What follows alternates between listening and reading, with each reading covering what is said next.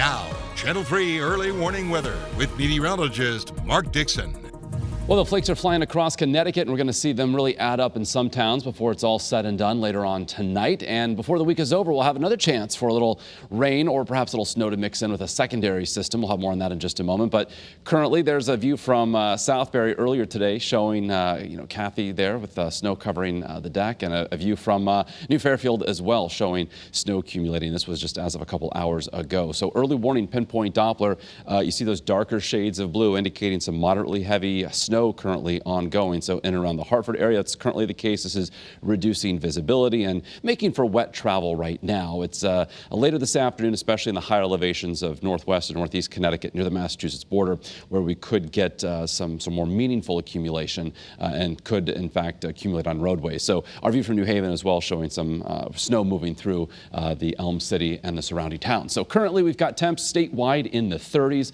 The wind is up, making it feel even chillier. That wind out of the east at around 10 to 20 miles an hour. So wind chill values in many communities below freezing in the mid and upper 20s. In fact, low 20s is what it feels like currently in Salisbury. Feels like 29 in Meriden, also for New Haven, and 29 currently in Putnam. So our ICAM view from the Northwest Hills, you can see the snow coming down there. Again, the visibility not looking great from our view in Torrington. More the same, the flakes flying around there with our ICAM view from Hartford. We're 36 stories up. And as well from New Haven, as we just showed you on early warning pinpoint Doppler. Plenty of snow falling there over the Elm City, but not really accumulating yet on the green. And we do expect eventually a transition, especially throughout coastal and in southern Connecticut, over to rain. And there's our view from New London as well, with a current temperature of 36 degrees. So you can see the storm system just now kind of getting its act together. A developing area of low pressure to our south will pass offshore.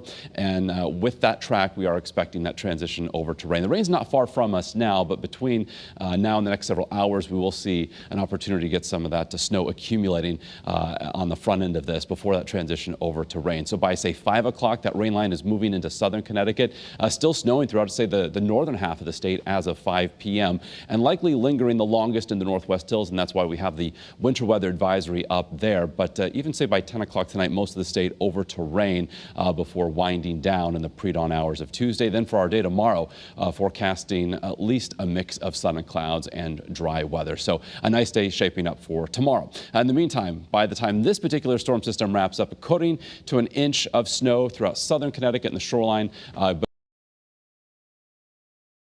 Jackpot likely across western and northwest Connecticut. We could see over 4 inches throughout portions of northern Litchfield County. So on our early warning 7-day forecast, tomorrow a brighter, dry day, highs in the low 50s.